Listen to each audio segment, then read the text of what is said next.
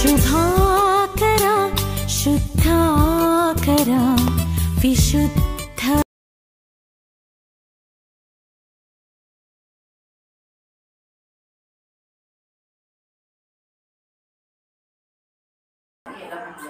మన ప్రభువును రక్షకుడైన యేసుక్రీస్తు వారి అతి శ్రేష్టమైన నామమునకు మహిమ కలుగును గాక.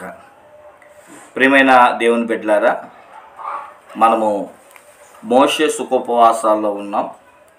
మన అనుదిన మన్నా ప్రేక్షకులు దేవుని కృపచేత ఆత్మీయంగా వర్తమానాలు వింటున్నారని, ప్రతి వర్తమానము వారి ఆత్మీయ స్థితిని కడుతుందని ఫోన్ ద్వారా ప్రార్థనలు చేయించుకోవడం, అలాగే ఇంకొంతమంది ఫోన్ల ద్వారా తెలియచేయడం, కామెంట్స్ ద్వారా అందించడం వంటివి చేస్తూ ఉన్నారు. నా దేవునికి మొదటిగా కృతజ్ఞతలు తెలియజేస్తూ, తర్వాత నా శ్రోతలకు కూడా నా హృదయపూర్వక ధన్యవాదాలు తెలియజేస్తున్నాం. ఈరోజు మనం ఒక వ్యక్తిని గురించి పరిచయం చేసుకుందాం. మొన్న మిరియామును పరిచయం చేసుకున్నాం, నిన్న అహరోన్ను పరిచయం చేసుకున్నాం. ఈరోజు మోషేని పరిచయం చేసుకుందాం. మీకా గ్రంథం 6వ అధ్యాయం 4వ వచనము మనం చదవగలిగితే, దేవుడు మిరియామును పంపించాడు, అహరోనును పంపించాడు. అలాగే మనం గమనించిన వారమైతే మోషేను కూడా పంపించినట్లు మీకా గ్రంథకర్త తెలియజేసినట్లుగా మనం చదువుకున్నాం. కాబట్టి దేవుని బిడ్డలారా, ఈ యొక్క మోషే అనే పేరుకు అర్థం మో అనగా కన్నీళ్ళు, షే అంటే తీయబడినవాడు. ఇశ్రాయేలీల యొక్క కన్నీళ్ళలో నుండి బయటికి తీయబడిన వాడే మోషే. మోషే పుట్టుక ఇశ్రాయేలీల యొక్క విడుదల. 430 సంవత్సరాలు బానిసలుగా బ్రతుకుతున్న ఇశ్రాయేలీలకు మోషే నాయకత్వంలోనే విడుదలొచ్చింది. మోషే వయసు 120 సంవత్సరాలు. మోషే అన్న ప్రధాన యాజకుడు, అక్క ప్రవక్తని. మోషే నత్తివాడని, నోటి మాంద్యం కలిగిన వాడని మోషే సాక్ష్యమిస్తున్నాడు. కానీ ఐగుప్తు అంతా కూడా మోషే సకల విద్యా ప్రావీణ్యుడని, అన్ని విద్యల్లో మోషే ఆరితేరినవాడని లోకం అంటుంది. దేవుని బిడ్డలారా, మోషేని గురించి ఈరోజు నేను మాట్లాడాలి అనుకున్నప్పుడు నిర్గమాకాండం 6వ అధ్యాయం 20వ వచనంలో మోషే తల్లి యెకోబాదని, అలాగే మోషే యొక్క తండ్రి ఆమ్రామని బైబిల్ చెప్తుంది. ఇది మోషే యొక్క చరిత్ర. మోషే 120 సంవత్సరాలు బ్రతికాడు. మోషే 340 చరిత్ర కలిగిన వాడు. మొదటి 40 ఫరో యొక్క కుమారుడిగా పెరిగాడు ఐగుప్తులో. మరొక 40 అతడు ఇత్రో గారి యొక్క పర్యవేక్షణలో వివాహం చేసుకొని గొర్రెలు మేపుకుంటూ సిపోరా అనే కుమార్తెను పెళ్లి చేసుకొని ఆమెతో 40 సంవత్సరాలు, అంటే అతనికి 80 సంవత్సరాల వయసు వచ్చేంత వరకు ఆ యొక్క ఇత్రో గారితోనే ఉన్నట్లు మనం చూస్తాం. మరొక 40 సంవత్సరాలు దేవుని సేవ చేసినట్లు, దేవుని పిలుపు అందుకొని మొరియా పర్వతం మీద సేవ చేసినట్లుగా మనం చూస్తున్నాం.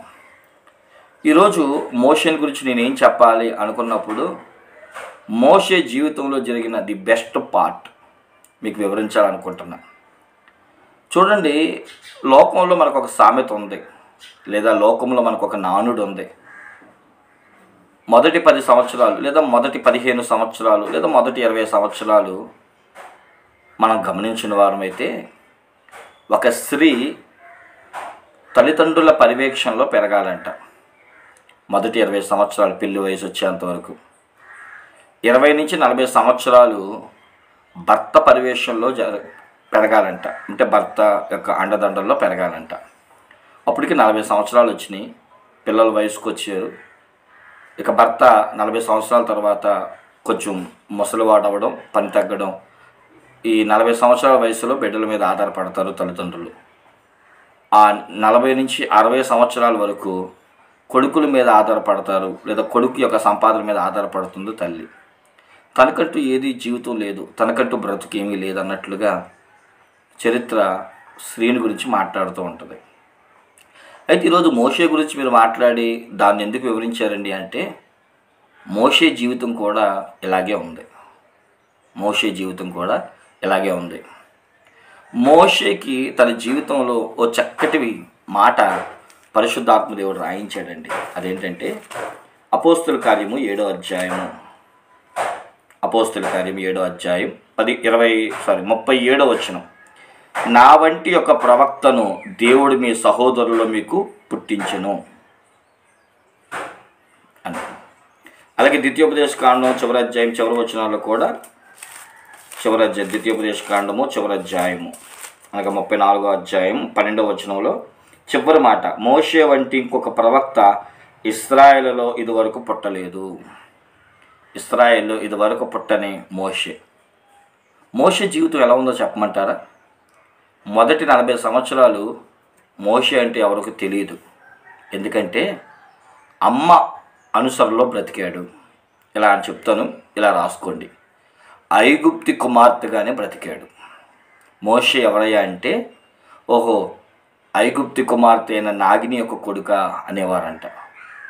లేదు, ఇశ్రాయేలు అయితే ఐగుప్తీయుల కుమారుడు, ఐగుప్తి కుమార్తె యొక్క కుమారుడు. అంతెందుకు ఆలు ఈలు చెప్పడం ఏంటంటే పాస్టర్ గారు అంటారా? చూడండి, హెబ్రీ పత్రిక 11వ అధ్యాయం 24వ వచనం. మోషే పెద్దవాడైనప్పుడు విశ్వాసమును బట్టి ఐగుప్తు ధనము కంటే క్రీస్తు విషయమైన నింద గొప్ప భాగ్యమని ఎంచుకుని అల్పకాల పాపభోగం అనుభవించుట కంటే దేవుని ప్రజలతో అనుభవించుట మేలని యోచించి, అండర్లైన్ చేసుకోండి, ఫరో కుమార్తె యొక్క కుమారుడు అనిపించుకొనుటకు ఒప్పుకొనలేదు. అంటే అంతవరకు 40 సంవత్సరాలు ఏమని ఒప్పుకున్నాడు? ఫరో యొక్క కుమారుడు, ఫరో యొక్క కుమార్తె కుమారుడు అని అనిపించుకున్నాడు. పెద్దవాడైన తర్వాత ఇప్పుడు వద్దంటున్నాడు. కానీ ఈరోజు కూడా ప్రియుల లోకంలో అబద్ధములకు జనకుడు కుమారుడు. ఈరోజు మనం అబద్ధాలు ఆడడం బట్టి వీడి తండ్రి సాతానుడు, దొంగతనాన్ని బట్టి వీడి తండ్రి సాతానుడు. ఈరోజు మనం ఏమని పిలుస్తున్నామంటే అబద్ధాల కోరు అని పిలుస్తున్నారు. కారణం ఏంటి? మనం ఆడి నీడలోనే అనగా సాతాను నీడలోనే బ్రతుకుతున్నామేమో, వాడి కుమారుడు అనిపించుకుంటున్నాం. యోహాను సువార్త 8వ అధ్యాయంలో అబద్ధములకు జనకుడు సాతానుడు కనుక అందరూ కూడా అబద్ధాలు ఆడేవారు, పాపం చేసేవారు అందరినీ కూడా సాతాను కుమారుడినే అని పిలుస్తున్నారు. మనం కూడా ఈరోజు ఎలా అనిపించుకుంటున్నామంటే సాతాను కుమారుడుగానే పిలువబడుతున్నాం. నడుము వంగిపోయిన స్త్రీ 18 సంవత్సరాల నుంచి ఏమని పిలిపించింది? అప్పుడు దాకా సాతాను కుమారుడే, కానీ దేవుడు బ్రతికించిన తర్వాత అబ్రహాం కుమార్తెగా మారింది. అంతవరకు జకర్యా సాతాను కుమారుడే, కానీ అబ్రహాం కుమారుడిగా మారాడు. మార్పు చెందారు, మారాలనుకున్నారు. మోషే కూడా అంతే. నేను ఫరో యొక్క కుమార్తె కుమారుడు అనిపించుకున్నట్టు కంటే అనే మాట వచ్చింది. అంటే అంతవరకు ఏమని పిలిపించుకున్నాడంటే మోషే ఫరో యొక్క కుమార్తె కుమారుడు మోషే. మోషే అన్నాడు, నా 40 సంవత్సరాల జీవితం వేస్ట్ అయిపోయింది, వేస్ట్గా బ్రతికింది. వాళ్ళ కుమారుడు వీళ్ళ కుమారుడు అనిపించుకున్నాను, నా బ్రతుకు బాగోలేదు 40 సంవత్సరాలు అంటున్నాడు. ఇంకా 40 నుంచి 80 సంవత్సరాలకు వస్తే ఏమని పిలుస్తున్నాడు తెలుసా? మోషే ఆ ఇత్రో చుట్టుపక్కల ఉన్న ప్రజలకి మోషే ఎవరో తెలియదు కనుక ఎవరైనా అడగాల్సి వస్తే సిఫోరా భర్త. చూడండి, మోషే మిద్యాను యాజకుడైన ఇత్రో అను తన మామ మందను మేపుచున్నాడు. అంటే ఇత్రో యొక్క పర్యవేక్షణలో మిద్యాను అరణ్యంలో అతడు ఉన్నాడు. మోషే ఎవరో తెలియదు కనుక ఎవరు మోషే అని పిలిచేవారు కాదు. మోషే అంటే ఎవరు అని అడిగేవారు. అప్పుడు చెప్పేవారు ఇత్రో గారి అల్లుడనో లేదంటే సిఫోరో భర్తనో పిలువబడేవాడు అనమాట. ఈరోజు చాలామంది వీళ్ళ యొక్క దయాదాక్షణ్యాన్ని మీద వీడు ఎవర్రా, ఇదిగో పలానా వాడి దాసుడు, పలానా వాడి ఇంట్లో పనోడు. ఈరోజు అలాగే ఉంది. మోషే ఎవర్రా అని అడిగితే సిఫోరా భర్త అండి, లేదంటే మిద్యాను యాజకుడు అయిన ఇత్రో గారి యొక్క అల్లుడు గారండి అనేవారు. మోషేకంటూ ఒక నో ఐడెంటిటీ. ఒకవేళ మోషేనే కనుక ఈ మాట అడిగితే 40 సంవత్సరాలు జీవితం వేస్ట్ అయిందేమో కానీ మరొక 40 సంవత్సరాలు నా జీవితం వర్స్ట్ అయింది అంటున్నాడు. అందుకని నేను ఈరోజు మోషే గారికి ఏమని పెట్టానంటే www.moshe.com. చూడండి, వరల్డ్ వైడ్ వెబ్. మనం చాలాసార్లు గూగుల్లో వెతికినప్పుడు www. మనకు కావాల్సింది వెతుకుతాం. మోషే జీవితంలో www అనగా మొదటి W మనం గమనించిన వారమైతే వర్స్ట్ జీవితం, మరో 40 సంవత్సరాలు వేస్ట్ జీవితం. మోషే అంటున్నాడు 40 సంవత్సరాలు వేస్ట్గా పోయింది అంటే నేను ఈ మిగతా 40 సంవత్సరాలు వరస్ట్గా బ్రతికాను. వాళ్ళ భర్తని వీళ్ళ అల్లుడిని అనిపించుకున్నాను తప్ప నాకంటూ నో ఐడెంటిటీ. కానండి 80 సంవత్సరాల వయసులో మొరియా పర్వతం మీద దేవుడు పొదల్లో మాట్లాడినప్పుడు నా సేవకుడైన మోషే, యెషయా గ్రంథంలో మనం చాలా చోట్ల చదువుతాం, 43వ అధ్యాయం 1వ వచనంలోనూ అలా చదువుకుంటే నా సేవకుడైన మోషే ఏమని పిలవబడ్డాడు తెలుసా? దేవుని సేవకుడు. వండర్ మారిపోయిన బ్రతుకు వండర్. వాళ్ళు ఈరోజు చాలామంది నేనేం చెప్పాలనుకుంటున్నాను అంటే పలానా కుమారుడు అనిపించుకునే కంటే నేను అన్నాను, ఎవరైనా అడిగితే మోషే గల అబ్బాయి అండి ఏజ్కేలు అంటారు. మా నాన్నగారి పేరు కూడా మోషే, మోహన్ రావు గారు. దేవుళ్ళకి వచ్చిన తర్వాత మోషే. ఏజ్కేలు ఎవరు అంటే మోషే గారి అబ్బాయి అండి, లేదంటే మోహన్ రావు గారి అబ్బాయి అనిపించుకునేవాళ్ళు. నా జీవితంలో 20 సంవత్సరాలు వివాహం కానంత వరకు మోషే గారి అబ్బాయిలాగే బతికే. కానీ విచిత్రం, వివాహం అయిన తర్వాత అనగా అప్పటికి నేను సేవలోకి వచ్చాను. తర్వాత ఎహెజ్కేలు గారు తండ్రి గారు అండి మోషే అని చెప్పే స్థాయికి చేరాను. నన్ను బట్టి నా తండ్రిని ఐడెంటిఫై చేస్తున్నారు. ఎందుకో తెలుసా? నేను క్రీస్తుని అంగీకరించాను. నా బ్రతుకులో క్రీస్తున్నాడు. నేను క్రీస్తు సేవకుడిగా మారాను. నన్ను బట్టి నా చుట్టుపక్కల ఐడెంటిఫై చేస్తున్నారు. మోషే ఎవరోనంటే సేవకుడైపోయాడు, నాయకుడైపోయాడు, ఇశ్రాయేలు సర్వ సమాజానికి పెద్ద దిక్కైపోయాడు. వండర్. అతని జీవితం ఆ వండర్ కనుక లేకపోతే ఇంకెంత దౌర్భాగ్యంగా ఉండేదో. వేస్ట్గా బ్రతికాడు, వరస్ట్గా బ్రతికాడు, కానీ వండర్ అయిపోయాడు. అందుకే నేను www.moshe.com అన్నా. కాబట్టి దేవుని బిడ్డలారా, మోషే జీవితంలో మొదటి 80 సంవత్సరాలు మొదటగా ఫరో కుమారుడు అనిపించుకున్నాడు, లేదా కుమారుడు అనిపించుకున్నాడు. రెండోది సిఫోరా భర్త అనిపించుకున్నాడు. కానీ మూడవది కనుక మనం చూస్తే సేవకుడైన మోషే అనిపించుకున్నాడు. ఈరోజు నువ్వేమనిపించుకుంటున్నావు? దేవుని బిడ్డ అనిపించుకుంటున్నావా? దేవుని సేవకుడు అనిపించుకుంటున్నావా? ఒకసారి యోనాను అడుగుతారు, అయ్యా ఈ తుఫాను రావడానికి గల కారణం ఏంటి? అసలు ఎవరు నువ్వు?